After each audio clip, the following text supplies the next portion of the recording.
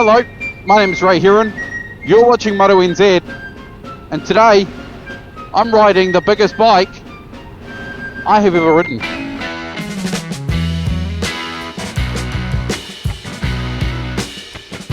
This is the Triumph Tiger Rally Pro. It's 1200cc, it's actually 1160cc.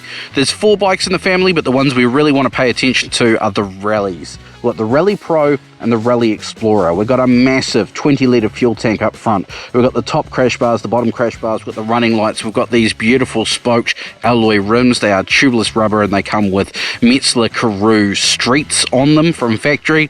This bike's also been spec'd out. We've got the quick shifter, we've got these massive alloy panniers on the bike, and it's in khaki green, which I never thought I would like, but I really do like. It's offset by the black and the pristine white of the frame and front fairings. Really like it. We've got Brembo Stylema calipers, we've got a shaft drive down here, we've got cruise control, ABS, traction control, heated seats, heated grips from factory. Look at this, all integrated. And we've got a full color TFT display with rider modes, extra auxiliary power down here, adjustable screen. This is absolutely everything. This is a big bike. Electronic suspension as well from Öhlins. Showa suspension. I do apologize. It's got everything on it. It's got absolutely, throw everything that Triumph have got on this bike. And it's huge. Right, that's some of the specs. Let's get on the bike and take it for a ride. I've got push button start. I've got a key fob in my pocket. The panniers are keyed to the bike as well. We just push the button and we start up. Check that out. But that's the stats. But, I mean, it's huge. But once you get it into motion, it's actually quite nimble. This is my favourite little road at the moment for testing how nimble a bike is. So let's just go for a wee windy up here and see what happens. I did it the other day and I basically kept the bike in first gear the whole way. Now, being a 1200 donk, you kind of expect the power to come on in a kind of angry, rip your face off sort of way. But you got to remember this is Triumph. And Triumph are nothing if not refined. So, although this is a very swift motorcycle, 1200 cc's, it's just put together in such a refined way that it's not going to rip your arms out of their sockets. It's not going to kick you in the ass, but it is going to accelerate you down the road very, very quickly. The other thing that this bike's probably got going against it is that it's 250 odd kgs before you put the panniers on. That is a lot of weight. And it's pretty obvious, especially when this thing is on its side stand or you're trying to put it on the center stand. You're not going to put this thing on a center stand without some solid boots. Well, let me put it that way. And if you weigh anything less than 90 kgs, I reckon you might struggle. Full stop. This thing is a beast to maneuver. It's got at its lowest setting, 885 millimeter seat height. And the seat itself is a touring seat. It's comfortable as all hell. But it means that if you're anything less than 6 foot, like I am at 5'10", 5'11" on a good day, you're not going to struggle to touch the ground. Which in turn means that you're not going to be taking this thing fully off-road. The extent of your off-road prowess on this bike is going to be the miles worth of the rainbow. And don't get me wrong, that is off-road, that is a gravel road, but that is not the Akatarawas. You are not going to be chasing down a Tenere 700 on this bike through the bush. A bush bike it is not. It is more of an adventure tourer, but by God, wouldn't it do well at that? My rear end is so comfortable. I could sit here all day. And then, as a bit of bulk, it moves that bulk easily. It's nimble. I can throw it into corners. I mean, I've been doing this road up here at the speed limit quite comfortably. Now, This is Triumph's answer to the BMW R1250 R1300 GS Adventure. This is absolutely everything they do, you know? It's a good answer. I mean, those GSAs, they're too big to go off-road. I mean, people take them off-road, and yes, Charlie Borman and what's-his-face did some big Ks on them, and they're adventure bikes, and that's the original adventure bike, and yeah, cool, prattle on as much as you like.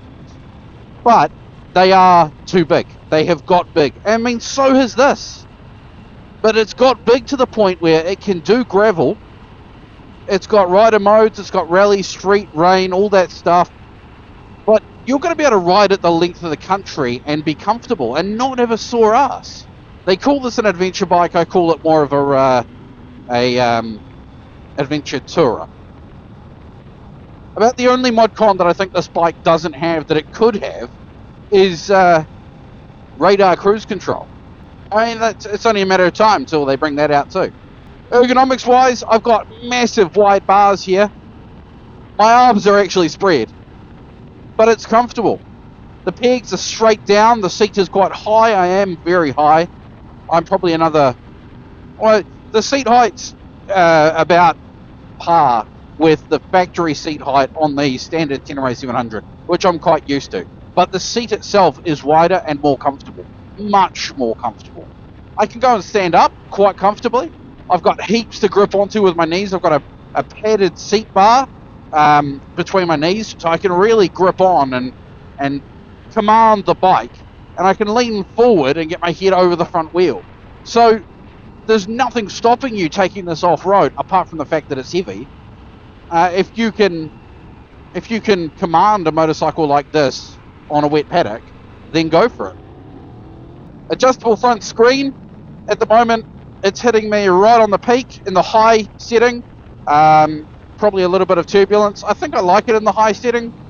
But being a big bike, you can still muscle it around the corners, which I really like.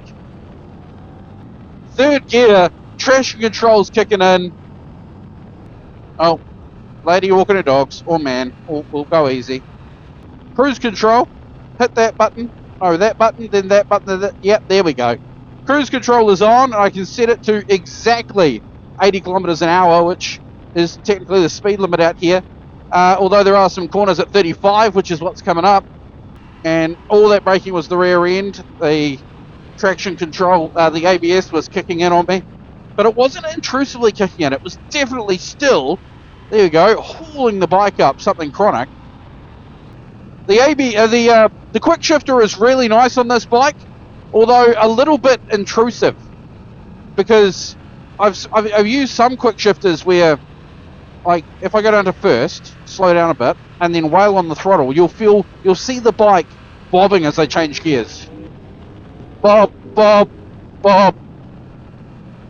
So it's still a little bit slow, but then I don't know how to design a quick shifter to save my life, so I'm not going to complain about it. It's just not super quick. That said, 1200cc, well, 1160cc, 1200 bike, it's huge! It is huge! It makes me want to go and do a road trip.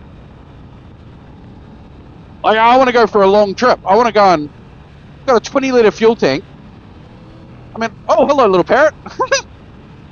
Get a fuel tank on this puppy. I mean, I can go a long way on 20 litres of gas. Mind you, the way I ride this, it begs to be spanked.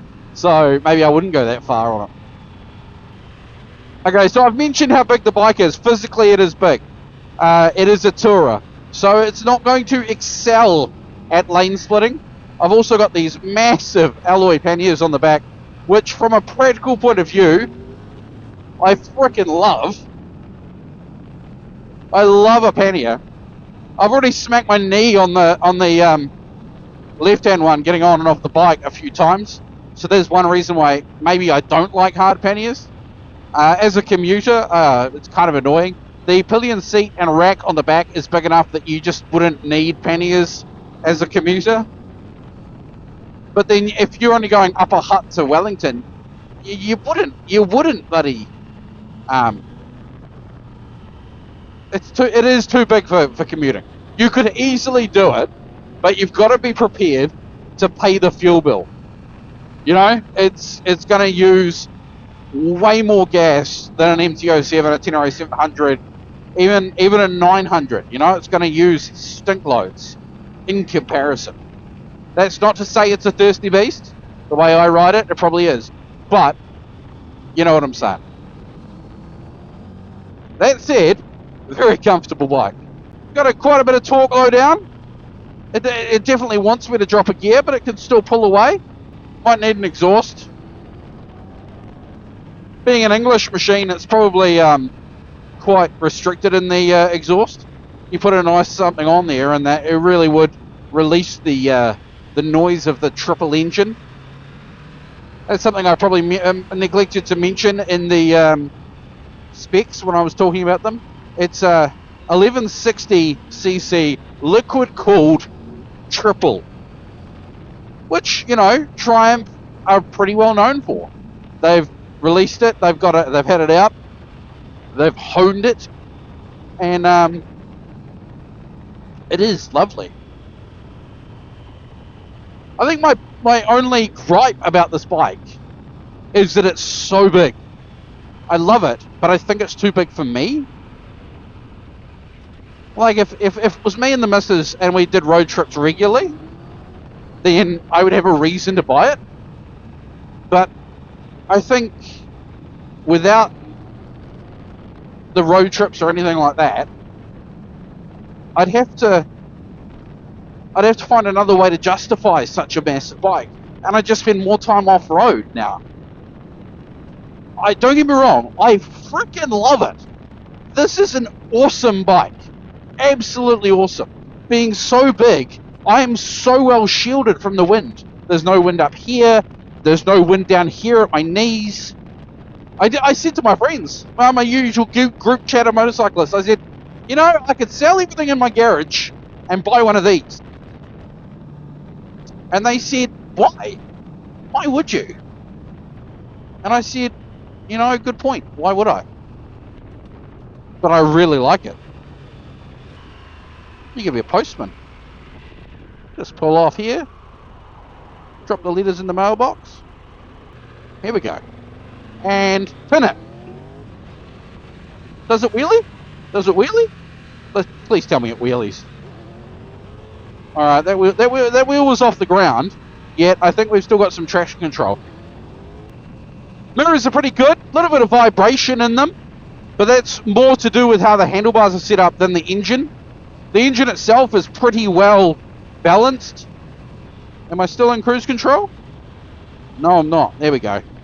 But I mean, the bike is so well balanced that I can cruise along here at 76 kilometers an hour, no hands on the handlebars, and just steer the thing with my hips, which I do like in a motorbike. So, ice creams out of 5? I gotta say, this is a 4.5. The reason why you buy this is a reason why I wouldn't, because it is so big.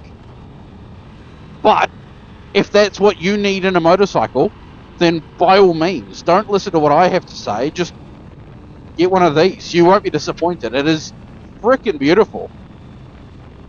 It makes me wonder what the 900 is like. Although I've ridden the 900 before, it's been a long time, and I haven't really ridden it in my own environment. I've ridden it at the launch.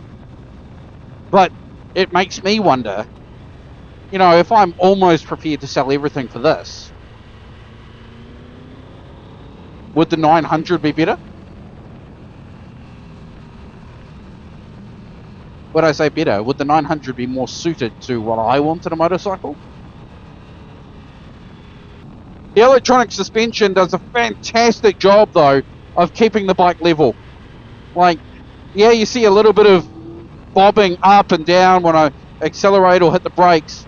But in general, automatic preload, like, I can stiffen it up or soften it down with the electronics in front of me if I want.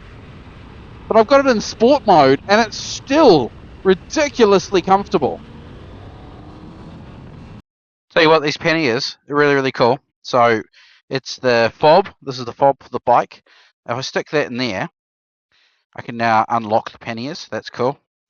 and there's heaps of space in there. If I lock them, but I pull that, they come off at the top, and then they come off the bike entirely. So you're left with this rack, which is perfectly fine. And then to put them back on, there's little teeth here that go on these lugs here. You just line them up, and then it's on. How cool's that? You know, something about this bike appeals to me, eh? Like, everything about it. It's got the really nice, comfortable seat. It's huge. It's got a decent fuel tank. It's got the panniers. I love the practicality of hard panniers, especially these adventure spec ones. The daylight running lights, the spotlights. You know, everything about this, it ticks every single box that I ever want out of a bike. Every single box. Yet, the one box that doesn't tick for me is too tall. And it has got an adjustable seat. The seat adjusts from, is it 885mm to 875 to 895, I think, mil. It's just a shame that it's so high. I mean, it's not horribly high. I could live with it. I think it's too big to commute with, though. It's not to say you couldn't do it. It's to say that I wouldn't want to do it regularly. Because I think the engine's too big to commute with. And the bike itself is too wide to fit through some of the gaps lanes put in. I know people that ride these things daily. These and the GSAs and other stuff. I just, in my own mind, something like the GSX-8S, I think is the absolute perfect. It sneaks up on you, the speed. I mean, I said earlier on that it's not rapid rip your face off speed, but it definitely sneaks up on you. Like, you don't realise that you're going that fast until you either look down at the speedo or you have to pull on the brakes for a corner and you go, that was a bit quicker than I expected. And it stands to reason. It's the 1200, I get it, but it just the way it delivers that power is so refined, and like it swells, the power swells, as opposed to a Tasmanian devil being let loose every time you crack the throttle. You get some speed up in the twisties, and it's still dainty. It still dances across the top of the tarmac. The traction control is definitely there, but not intrusive. It's only obvious there when you look down at the flashing light at you when you're under full acceleration, or you're trying to lift the front wheel, and it goes, nope. So the front wheel just skips along the tarmac, and the traction control's just keeping it down. Otherwise, you'd be struggling to keep that front wheel on the ground. Absolutely. Oh, there's a van. I do have to say, I'm not a big fan of these tyres. I feel a little bit light, and they just feel like maybe they don't give enough warning when they're going to let go. And especially when I see these damp patches on the road, and I've got all that acceleration at my right hand, I just don't really want to lose the tail. There's definitely a power spike from 5,500 revs. It really starts picking up from there. If you've got enough straight track to wind it out, then it really just, you can feel that extra torque kicking in from about 5,500, 6,000 revs. You can see I'm in the super tight twisty stuff now, and the bike's perfectly fine for it, but it's in first gear. Alright, well, that's the end of the road. This is the downside to the big girl. Because now I have to try and turn it around. Of course, it goes without saying, this bike has Bluetooth and navigation control, and it's even got integrated control for your GoPro, which is quite cool.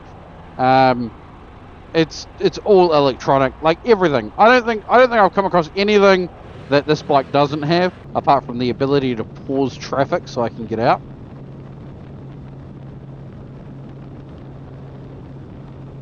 Right, now's your chance. Go. Way more wind noise with that down. Way less with it up. Just more turbulence hitting me right on the peak. Which I could live with. If I slouch, I can get down below it. I could turn this into a street bike. Nope. One gripe I got about this bike is, yes, it has cruise control, but it will only work in third gear or higher, so third, fourth, fifth, sixth. And at 50 kilometers an hour in third, I'm only using 3,000 revs. So I feel like I'm lugging the bike to use cruise control around town. And this is the problem I had, not the cruise control problem, but the revs issue. The problem I had with the Speed Triple 1200. You just don't ever get to use the cookies because they're on the top shelf of the kitchen. So maybe we need to go and find a Tiger 900. But for now, let's enjoy this. It's a fantastic bike. Yeah! Right, that's about all I have for you. This has been my first ride on the Triumph Tiger 1200 Rally Pro. An absolutely outstanding bike. I've got it for a couple of weeks. Might have it forever if I do decide to keep it and sell everything else. If you've got any questions about it, chuck it in the comments below. I will answer them if I am able. I have been filming this review. Nah, it's not a review. I'm just sharing the passion of motorcycles. I've been filming this on the GoPro Hero 13 on my chin bar with ND16 filter. And the GoPro Hero 12 with max lens mod on the bars. Any questions about those cameras, please do hit me up in the comments and ask. Otherwise, hit the like button, hit the subscribe button. Let's go for a ride together sometime. Maybe on this bike. Keep the rubber side down. Throttle on. I'm Ray. This is Moto NZ. Thanks for watching. We'll catch you in the next one. Hooroo!